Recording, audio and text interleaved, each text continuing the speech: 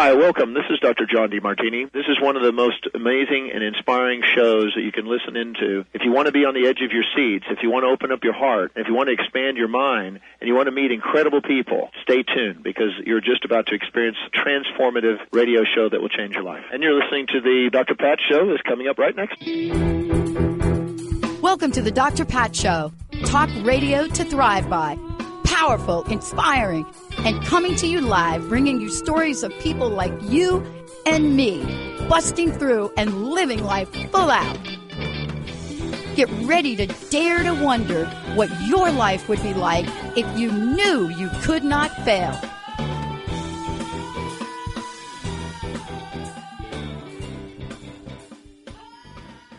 Everybody, welcome to the show. It's a great show. Itzhak Beery is joining me here today. The Condor and the Eagle prophecy is a mirror of our time. That is just the beginning of the conversation that we're going to have. I'm going to tell you all about what this amazing man is doing, has done in the world. And, you know, for many of us that live on the edge of this intuitive knowing of things, but just can't really put it together, you know, we have to have a conversation with, you know, an amazing leader in international shaman, author of 3 books at least, teacher, healer, public speaker, community activist, all of the above. And, you know, we're going to find out all about this. But what happens when you take practical wisdom and you build this bridge? And why do you want to do that? You bridge it because these indigenous teachings are in our DNA. They're in us. I don't care where you're from or what you think you're part of. There is something about us that goes back so far, that is so much a part of who we are. But why do we forget? Why do we forget? And how is Itzhak bringing this back so we understand all of this? He is a recipient of the Ambassador for Peace Award from the Universal Peace Foundation and the UN, because once you get a sense of the aspect of metaphysical spiritual energy, indigenous teachings and rituals, you can't go back. Let me give a shout out before we get going. Benny, great to have you. Olivia, Jacob, all of you, get ready for a fantastic show. We're on it. It's so great to have you here. I mean, those few words don't even touch upon how you're showing up in the world. I want to start out by talking about you. Well, thank you. Thank you for having me. It's an honor. You know, I get asked a lot of questions. You know, this show has been 20 years of positive talk before it was even popular. And people ask me, how did you do that? And the reality is, I didn't do it. It showed up for me at one of the most depressed times in my life. But I want to know from you, in the long and winding road, I want to know what sparked in your heart the first time you had a passion and a purpose to be drawn to the teachings you're doing today. Well, you know, like you said, it always comes from the dark side, right? It does. I know. So I had an advertising agency in Manhattan, and very creative, and my purpose was to, you know, to fulfill the side of the creativity part of me. And we won many awards, and you know, so I felt like satisfied from that point of view. But I got to this age, around the age of 40, that I was like, what the hell is that life is about?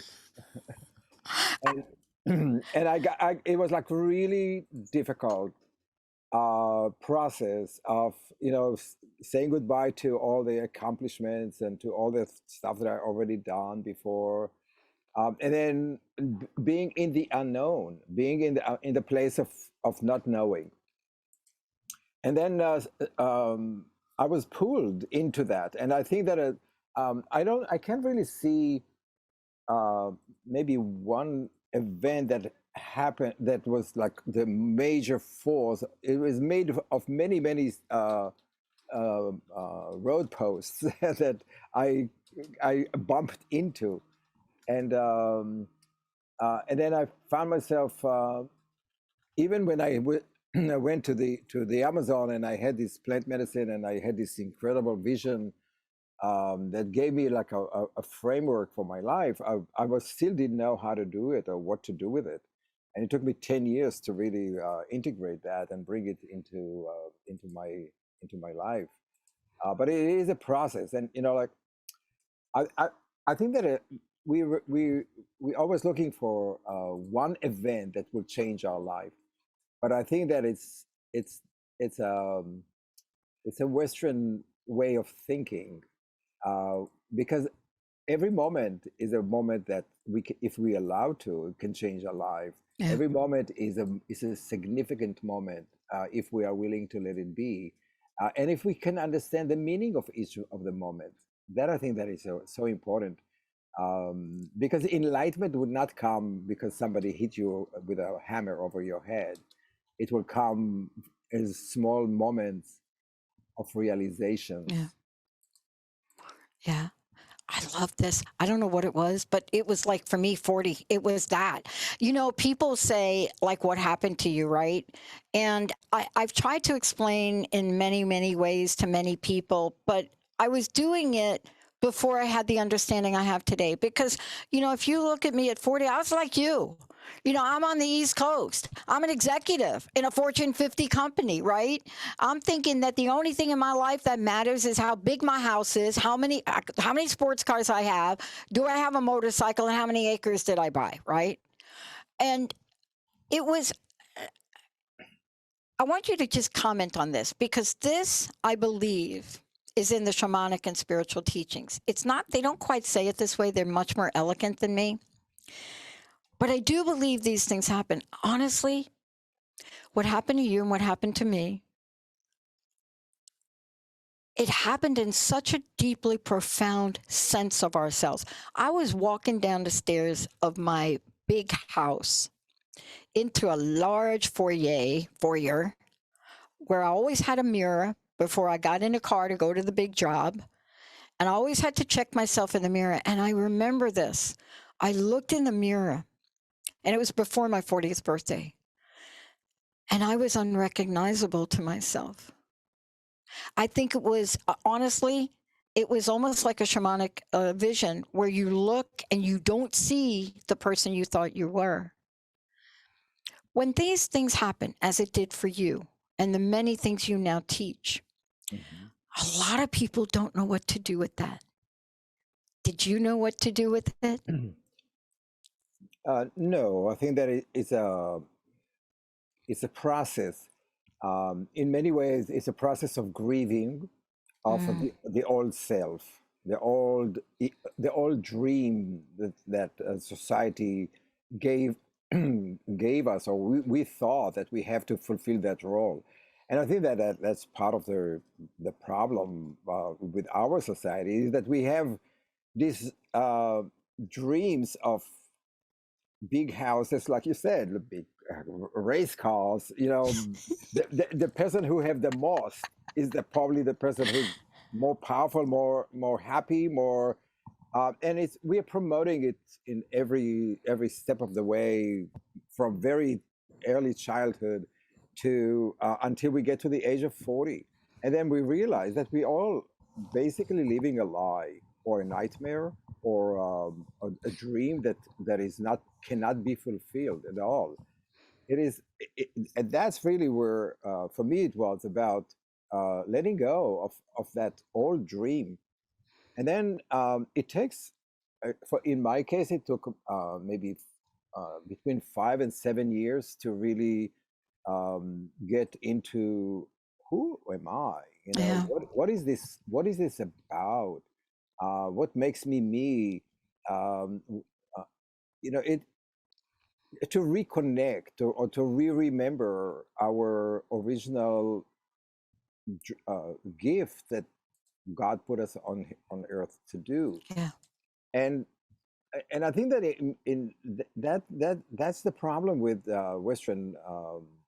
Western education system, or society, that we're really separated from nature, or from from our environment. We want to conquer. We want to build. We want to be the best. We want to be stars. We want to be on the stage. We're like American Got Talent. I mean, all of that stuff. It's like it's a hollow uh, plastic culture, Yeah. and it separates us from the all nature that as a society we are trying to destroy. And I think that the age where you already achieve your life achievement or goal is it's not no longer about money. It's really about Yeah. what's your legacy here. What do you leave behind? What do you tell your children, your grandchildren? What kind of world are you gonna leave behind you? Um, and and I do believe that everybody have um, a beautiful soul that wants to do good in the world. Yeah. Even the people who is doing the worst thing in the world, they have that spot in them, in their soul, that they really want to make good in the world, to be with the light or with God or whatever, any force that you want to call it. And they still do very bad things to others. But I think at that age, where around 40 and 50, where you start to be a mentor, you are looking to do that, and some people don't know how to do it. Yeah. And that's why your show is so important, and so many other shows are so important. And this teaching is to, at the end, before we we leave this earth. Nobody asks you how much money you have. Nobody asks you how many cars and houses you had. But I think that the most important thing that, and in my work, and I see a lot of people who are, you know, on deathbed. It is there's only two questions that people ask: who loved me, and who I loved. Mm. That's the only thing that really people at the end of Yeah. the last breath they asking, who loved me when I was on this earth, and how I loved others. At the end, that's the most important thing. Mm. Uh, It can, is. can you think about something else more important? No, I can't. And and in the idea of being in that space, you see, if you're in the space of love, all the other things can't coexist with it. Not greed, not hate, not fear, right? Not doubt. Can't.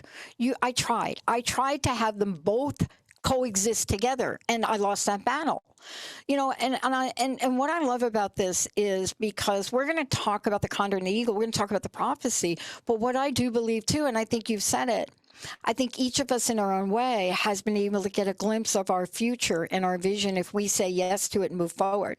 Mhm. And that's why I was so excited to talk with you, because if there's one thing we can help people with, and maybe they'll hear it today, is when you're given sight, and I'm not saying like just your eyes, but when you're given sight of something that is different than for you, of where you are now, maybe that you've imagined at some point, maybe you've just blocked it out and called it unrealistic.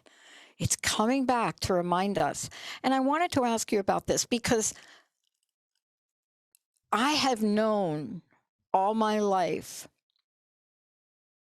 that there was more to my culture, my race. I Mhm. knew it. And honestly, I just never understood why my aunts and uncles looked the way they did. They didn't look Italian. It's like crazy. And I knew. And if I thought back at this, once I discovered this, and I only discovered it recently, when my friend pulled up my grandfather's, like, I don't know what you call it, genealogy stuff. And she's such an expert at it that she traced it back to when he changed his name, when he took the S off the name or whatever that was and put the A on it. But we know, you see, why would somebody like me be drawn to anything Latin from a young age, Latin dancing? I mean, honestly, it was so weird. But here's what I want to ask you. We need to share this prophecy. We need to talk about this because I do believe people right now are getting their own version of this. Can I ask you for a minute? You had the honor to be part of a panel. I wish I was like a fly on the wall. I wish I was like, okay, I want to do it. But it was about something that I relate to, a symbol, the Phoenix Rising. I always related to that because I have felt I have crashed and burned so many times in my life. But man, you just can't keep us down. And we're going to talk about this. And we're going to talk about the fact that your statement is, and I think people are feeling this, we are being dragged into the future. And there are some of us that have given up kicking and screaming, but it still feels like you're being dragged. You know, can we talk about this notion of this prophecy that is so contemporary and yet so ancient? Is that just me, or do you have the same sense of that? No, I think that it's absolutely right. And you know, like we are now in a period of what seems to be between, I don't know, between 30 to 50 to 80 years of transition between two periods of time. It's called Pachacuti. It's you know, the Inca or the Inca tradition they used to count time in lump sum of 500 years. So every 500 years, there's a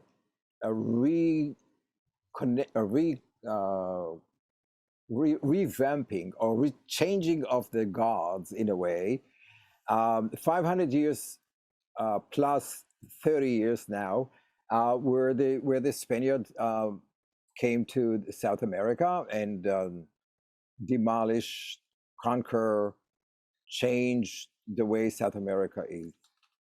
500 years after that, the prophecy is the condor and the eagle. So the eagle came 500 years before, and they occupy all South America, destroy the culture, destroy the connection that native people had with the mother, with the earth, with Pachamama. We are now in a period of time of change, and that is almost like being in the eye of the storm. You know, you see everything is moving off the walls, but you don't really know why, because you are in it. You don't have the ability to see it from above. And so the transition between a militaristic, capitalistic, selfish I, or the masculine forces within ourselves, is giving room now, or changing into a more earth-honoring 500 years period of the new Pachacuti.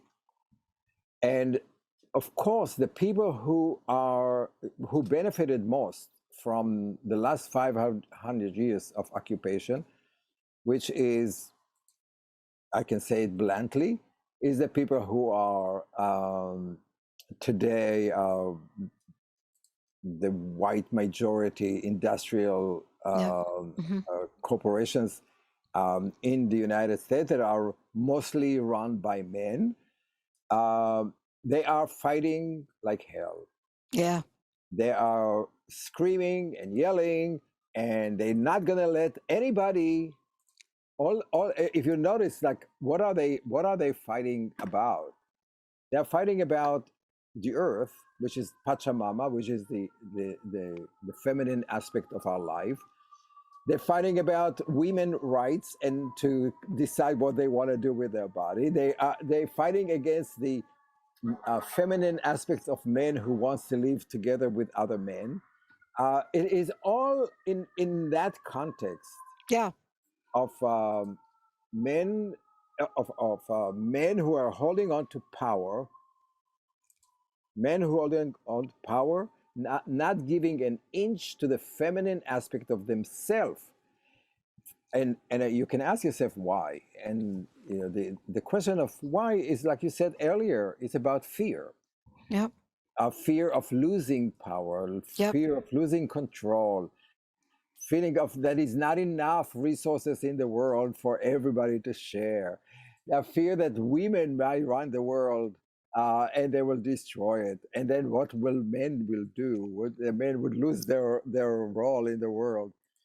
It is all based all our society now, and you can absolutely say today, like very clearly, that Republican ideology is all about fear of losing control and giving away resources, connection to the earth, generosity Yeah. to everybody. And if you look at the principle of the the shamanic work is oneness, that we are together, all the races, like in the Inca corn that is a multicolor. Yeah. The Inca corn, the multicolor corn, is the symbol of the new period, that all races are on one cob. Yeah. And we are all feeding humanity. And there's enough to share. We don't need to have one person have $1 trillion, the other person have $1. Yeah. It is just not human, and it's not spiritual. But in any way, I think that period of chaos that we are experiencing now is the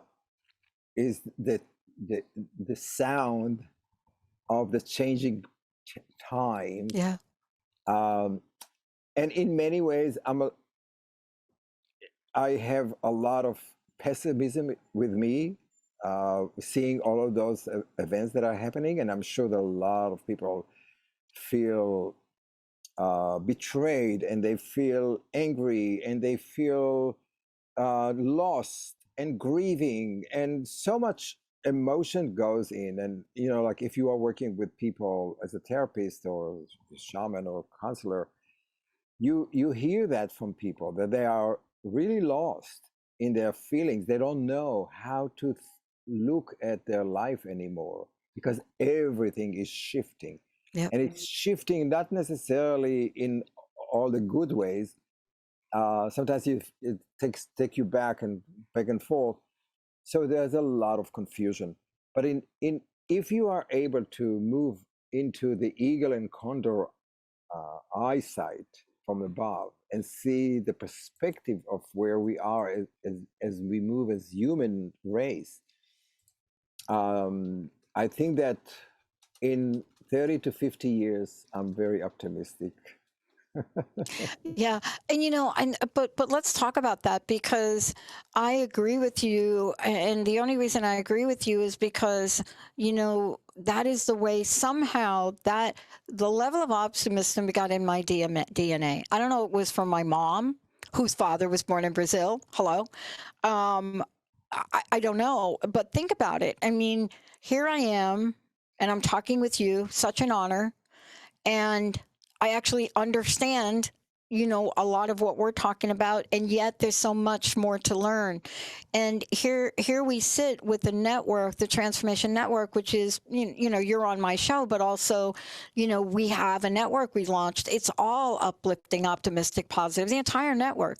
What you see in the background are the channels we're launching in 18 months, all of them. But it's based on that foundation. And I will tell you that saying yes to these things doesn't come without, as my friend calls, backlash. I mean, if I had a dime for everybody back in 2008 that told me I would fail almost immediately by creating a platform where things were solution-based, uplifting, inspirational, holistic, spiritual, right, yet practical, I wouldn't even, I would be like Rihanna the billionaire, but that's not who we are. And what I love about what you said is we can learn from this prophecy. And, and the thing that's so cool about it is the learning, the acknowledgement, the awareness Mhm. doesn't have to be hard. I want to take a minute and let folks know a couple of things. Can you please let our audience know how they can find out more about you? Honestly, The Gift of Shamanism, the book I mean, there's just so much that we could talk about. But can we tell folks how they can find out more about you? And let's get them to the website and also get them to some of the books. What's the best way to do that? So my website is just my name, itzhakbeery.com. And if you would like, I can send them newsletters about Great. what my activities are. And I I teach a lot on Zoom, so wherever you are, and you're also welcome to come join me in person now that everything is opening. Yeah. In Colorado, London, Israel, Ecuador, Amsterdam, and other places around the world where I teach. I want to know, see what I'm interested in, and I didn't see it on your website, so I'm going to put you on the spot for a minute, and then we'll get back. We'll get back to talking. We'll get back to talking about the eagle and the condor, condor and the eagle. But now that things are opening up, do you see yourself now taking people on retreats? Do you see yourself doing that? Well, I already done that I last know. year. I Yeah, know. so I took two groups to Ecuador, and we had an amazing time. I mean, we were very careful, of course, and Hmm. but things are opening, and people wants to continue to live life. And I think that our mission is, or my mission is, to bring people Hmm. to South America, where the connection to shamanism Yep. or earth-based philosophy is still very strong. It's disappearing. It's no longer, it's not going to be there for many years. So my goal is to bring as many people down there to meet the shamans, Yeah. to hug a tree, to be in the Amazon, to swim in the river, to create an emotional connection with the earth, or my Pachamama. Because a lot of people who took these trips, and I think that that's very important. Um, you know, our, most of our teaching is done by words. Like I'm, Yeah. I'm talking, you listen. But really, the real teaching is by being, or by embodying the experiences that you experience in nature. And I'm not saying that you have to go to Ecuador for that. You can go up to your mountain, or you can hug a tree here. You can light a fire and speak to the fire. But it's really more about the experience. Hmm.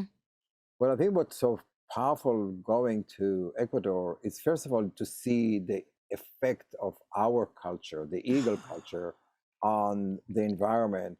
And we are going into the most remote, pristine place in the world. They're so beautiful. And a few miles away, there is oil companies It's horrible.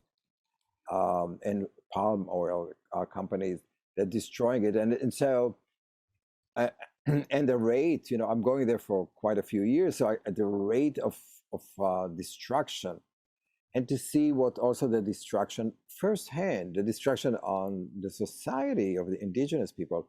So most people, when they come there, they really feel it, they know it, which is like a whole different way of education. In our Western society, we examine people by how much they know, how much details they know.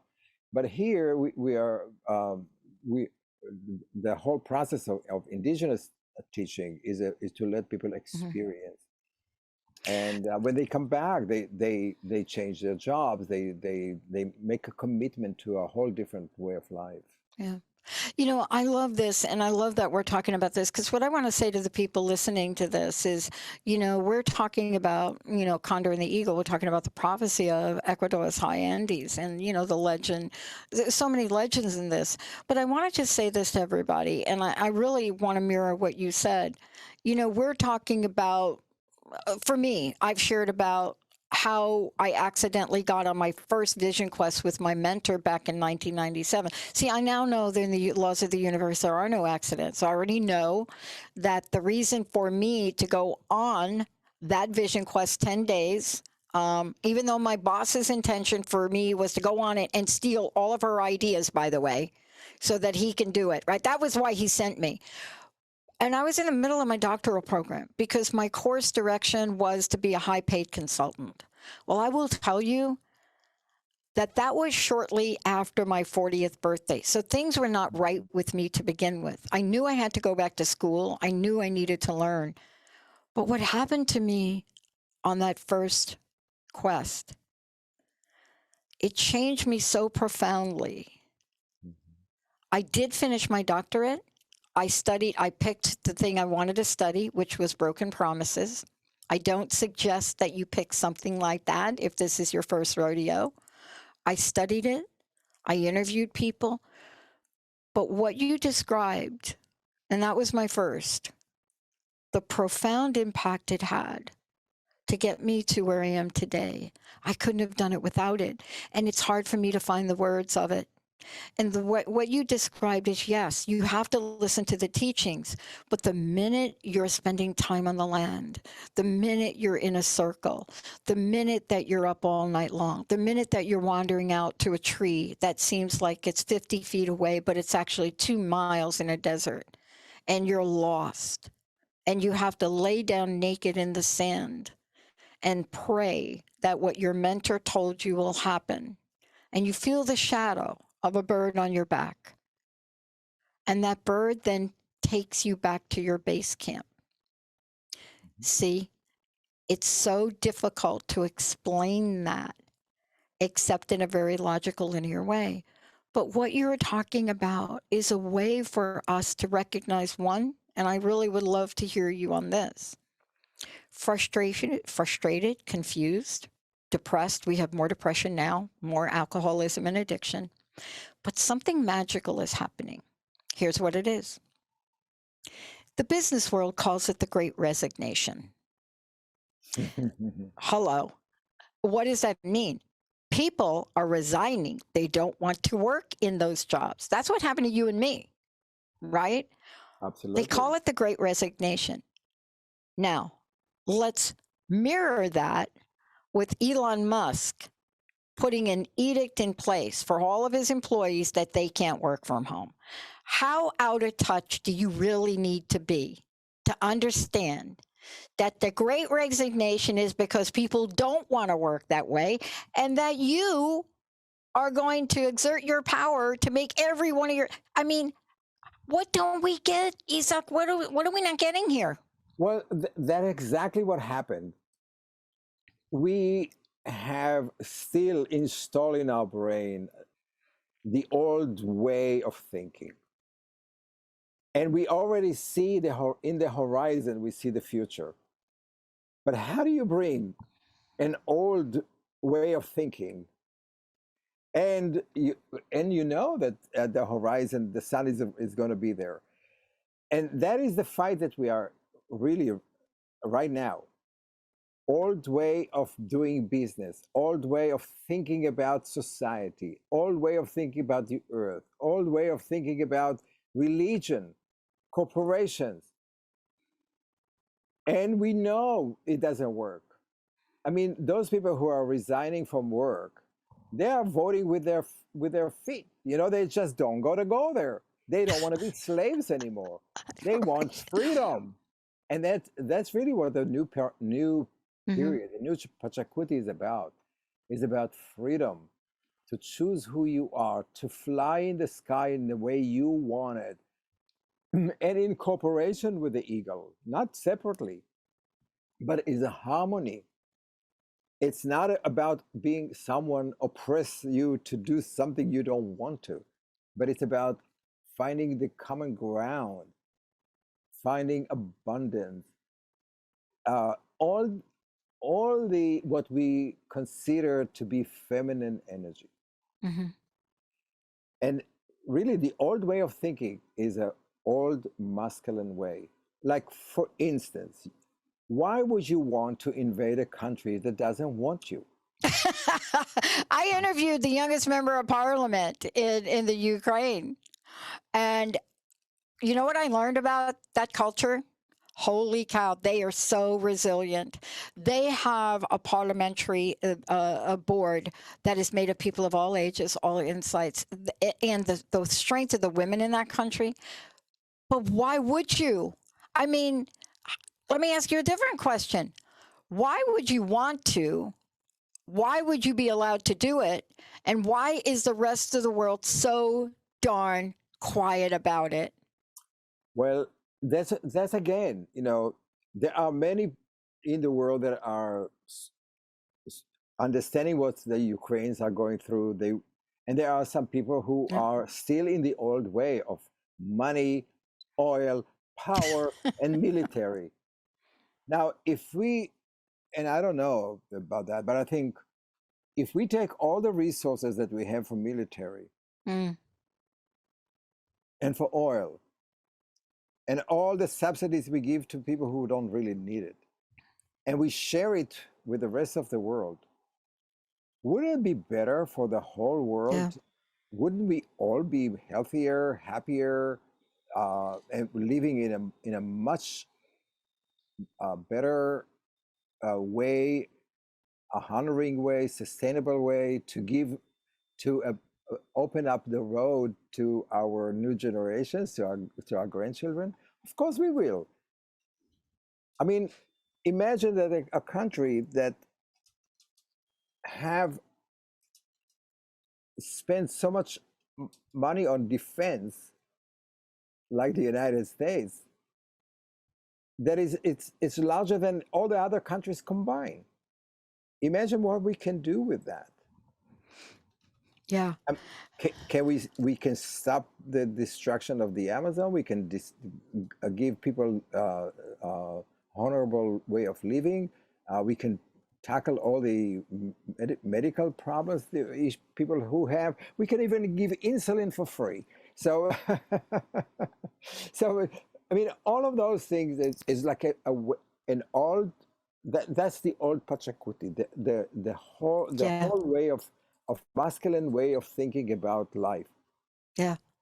And you can see that, like in the coronavirus, the better countries, the countries that had a prime minister who was a woman, did much better as a country than countries who was ruled by men. I mean, look, we know this. I mean, most of us were in awe at Chancellor Merkel of Germany.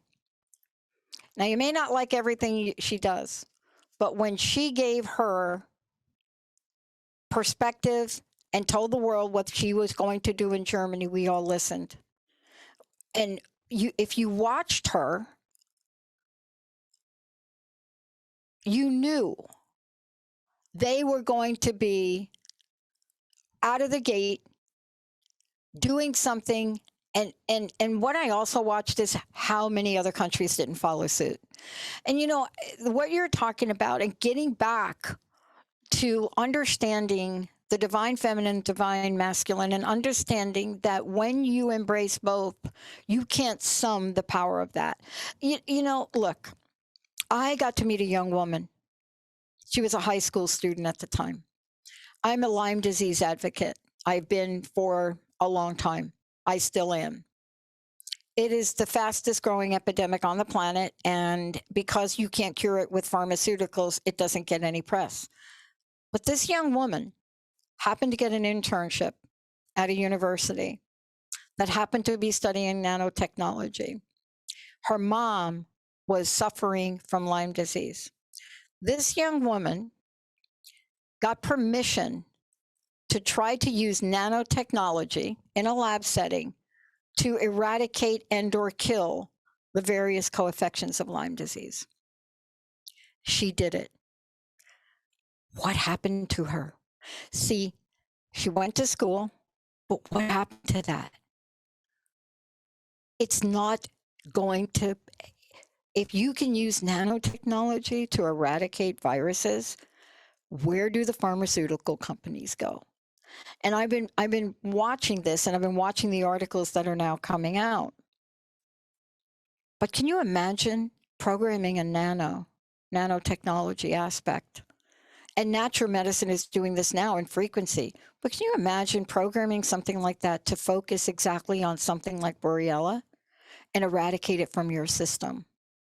I believe that, because that's what we do as shamans. Yes, We direct energies into that's it. areas, and we change the outcome of it. But you see, if we talk about the changing of time and Yes, talk about that. at the time that takes to change, um, we can see that the future is already written for us. And there's so many obstacles to get to it, and the obstacles are really old way of thinking, and the fear of the not knowing of people who already have. That's the biggest obstacle that we have here. It's like when the river is flowing, and it can flow calmly and wonderfully and feed the ocean. If you throw stones and boulders in it, it becomes white water. We are now in this white water, and so many people are so afraid of reaching the ocean, the future. They are willing to, with their nails stuck on the walls, to keep them in the same place, because they are afraid so much Yeah. of the future. So I think that one of the things that we, in the spiritual world, we need to is to vision the future and to help soothe the people who are afraid to go on a canoe with us. You have to do it that way. And, but isn't that the divine feminine? Isn't the notion of approaching something, from a soothing solution aspect of it? I mean, isn't that what when we talk about Pachamama, isn't that what we're talking about? I mean, we're watching nature purify poisoned lakes, right? We're watching pods that are growing up that can eradicate toxins, right? Without our intervention. And yet, I am so hungry to find a way to get the attention of people that could join the movement. Because you and I both know from our personal experience and in teaching others, something transformative happens that changes you in a better way. And I must say one thing, and you can comment on it. I am not saying that this transformation at 40 and all of that, I'm not saying that that was a cakewalk. It wasn't. I mean, honestly, for me, it was horrible. I realized that I was an addict and alcoholic, and I had to clean that up.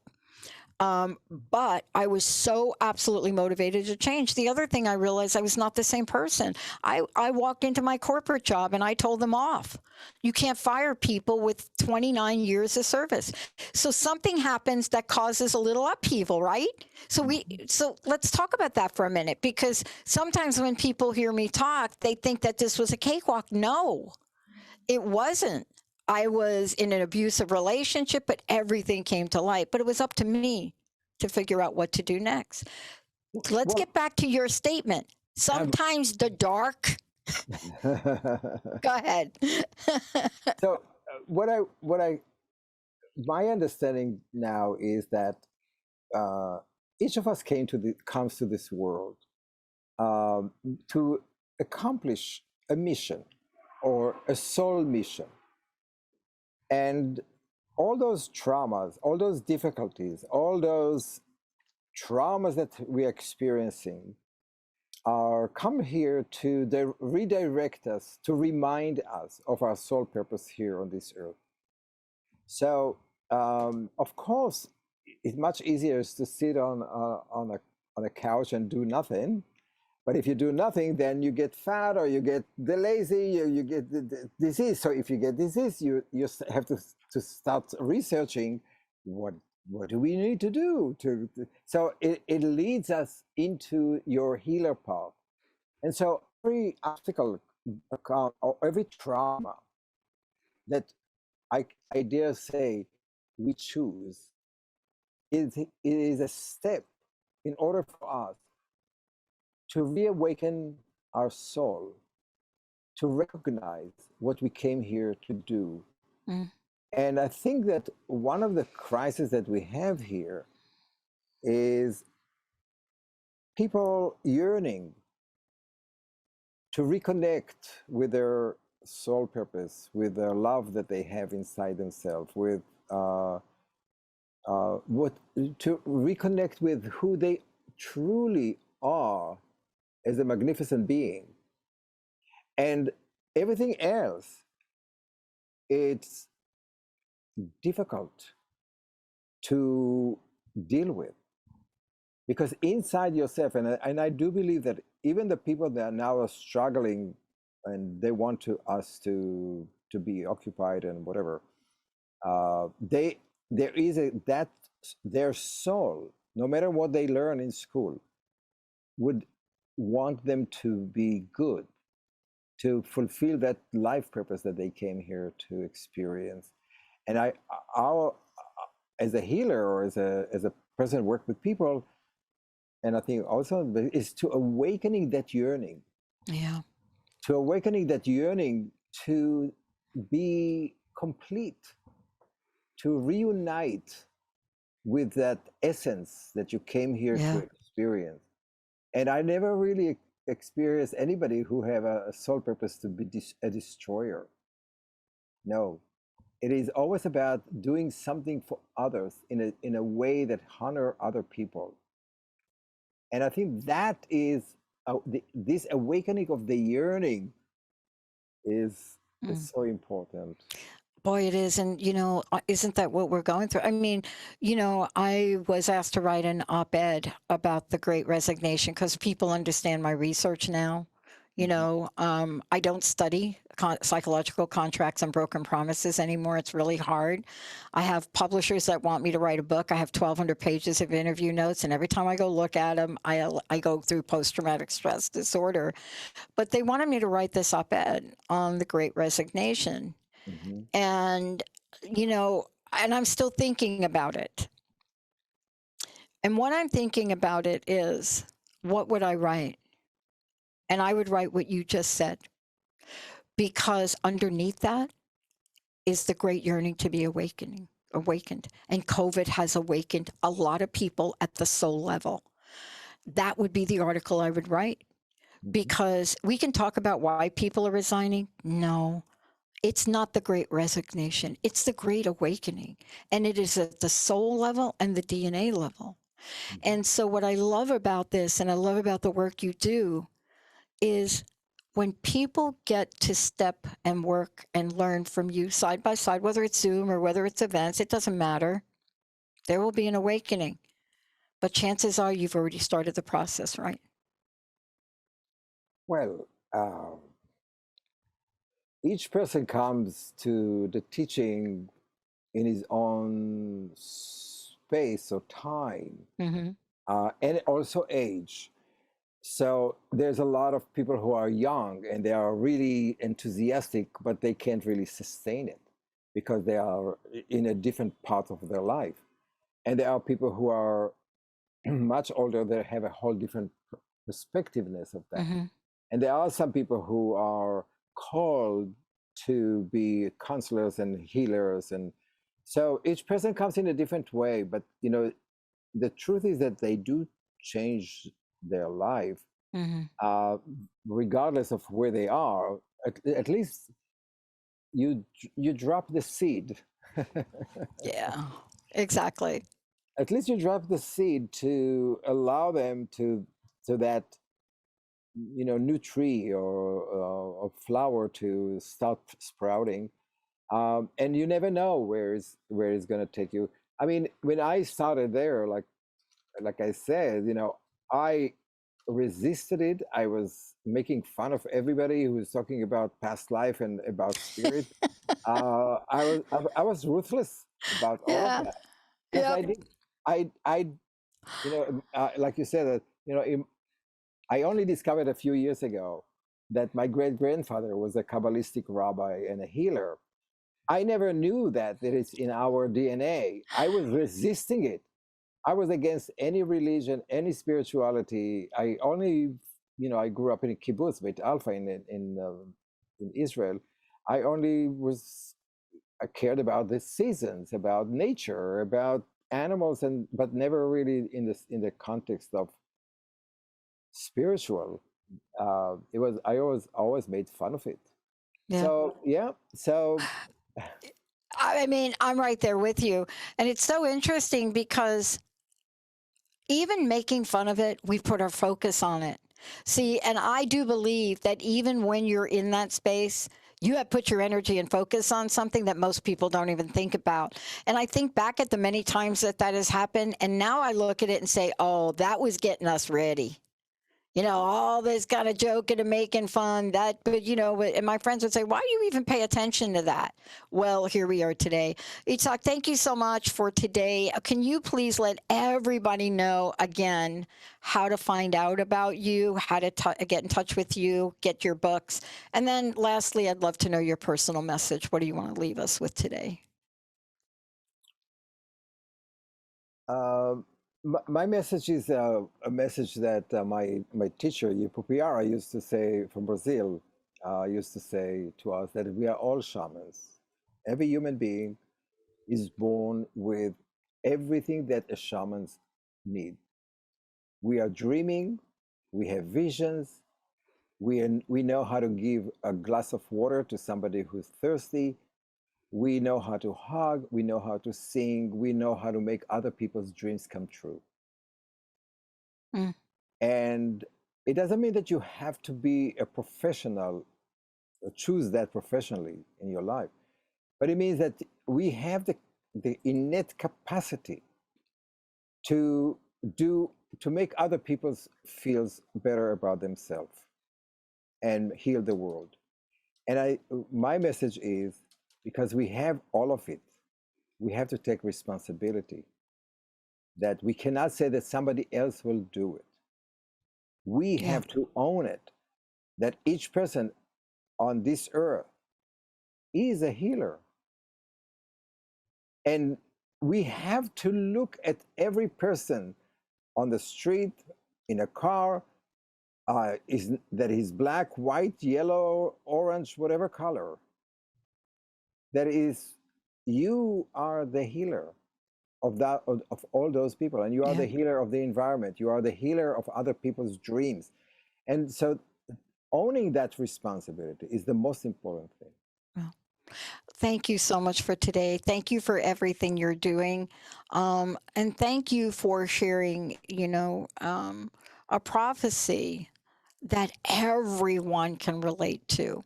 Thank you so much for today. Thank you for all that you're doing. You're very, very welcome. Thank you, Dr. Pat. Thank you. I want to thank all our producers. And I just got a text message from somebody wanting to know what that was flying over me. And no, it was not an eagle. It was a vulture. My totem became the turkey vulture as a result of that vision quest. Check Oh. out what the turkey vulture is about. Yeah, we're not all eagles. Let's take a short break, everybody. We'll be right back with more.